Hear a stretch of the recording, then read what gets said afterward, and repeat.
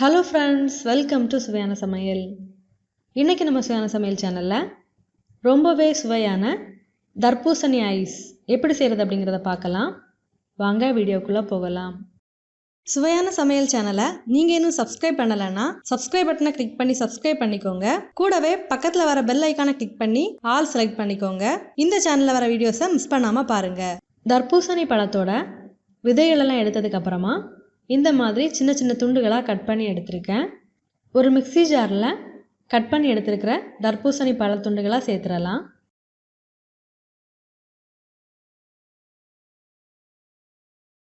இதை நல்லா அரைச்சி எடுத்துடலாம்.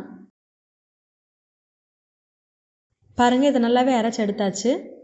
இப்போ இதை வடிகட்டி எடுத்துடலாம்.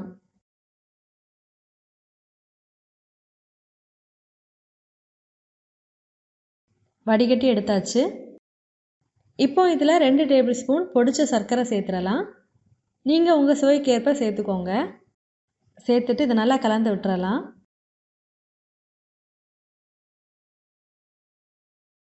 இப்போ ஒரு கிளாஸில் நம்ம எடுத்து வச்சுருந்த ஜூஸை சேர்த்துடலாம்.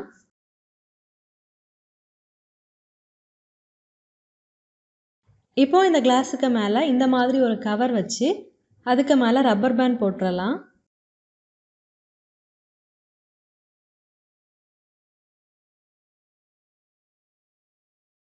இப்போ இந்த கவரோட நடுவில் ஒரு சின்ன துளை போட்டு அதில் ஒரு ஐஸ் குச்சி எடுத்து வச்சுக்கோங்க.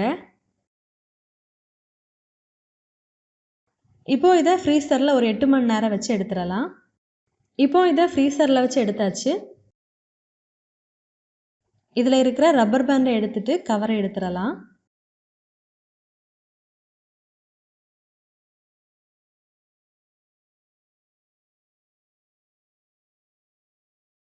இப்போ இந்த மாதிரி தண்ணியில் ஒரு 5 செகண்ட் வச்சுட்டு எடுத்துக்கோங்க.